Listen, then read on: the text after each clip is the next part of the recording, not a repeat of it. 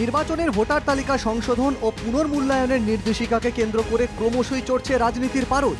সবার প্রথম এই নির্দেশিকা নিয়ে প্রশ্ন তুলেছিলেন মুখ্যমন্ত্রী মমতা বন্দ্যোপাধ্যায়। শনিবার ফের এই নিয়ে নির্বাচন কমিশনকে তীব্র আক্রমণ করেছেন তৃণমূলের রাজ্যসভার দলনেতা ডেরেক ওব্রায়েন।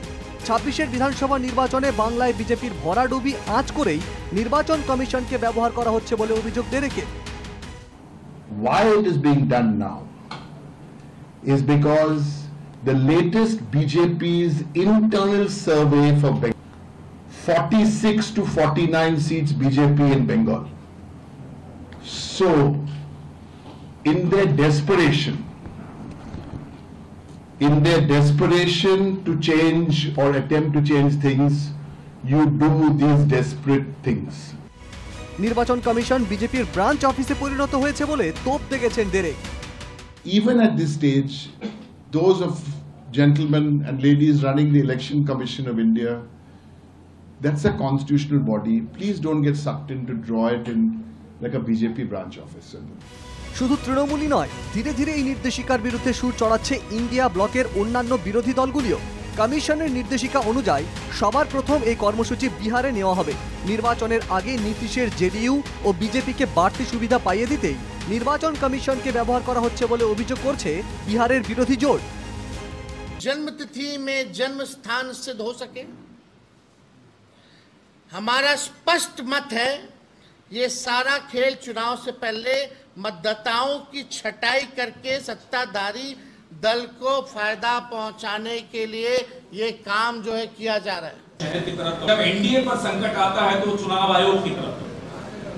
गांधी जी के 3 बंदर थे, वो न बुरा देखते थे, न बुरा कहते थे, न बुरा सुनते थे। मोदी जी के भी 3 बंदर हैं, वो न सच सुनते हैं, न सच देखते हैं, न सच बोलते हैं। वो है चुनाव आयोग।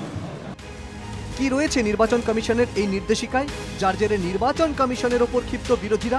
তালিকায় নথিভুক্ত ভোটারদের নাগরিকত্ব ও জন্মের ডিক্লারেশন দিতে হবে। বুথ লেভেল আধিকারিকরা বাড়ি বাড়ি গিয়ে সমীক্ষা করবে ও ফর্ম বিলি করবে। 1987 সালের 1 জুলাইয়ের আগে যাদের জন্ম তাদের জন্ম তারিখ ও জন্মস্থানের প্রমাণ দিতে হবে। 1987 সালের 1 জুলাই থেকে 2রা ডিসেম্বর 2004 পর্যন্ত যাদের জন্ম তাদের নিজের ও বাবা অথবা মায়ের জন্মের শংসাপত্র দিতে হবে। 2004 সালের 2রা ডিসেম্বরের পর যাদের জন্ম তাদের নিজের ও বাবা মা উভয়ের জন্মের শংসাপত্র দিতে হবে।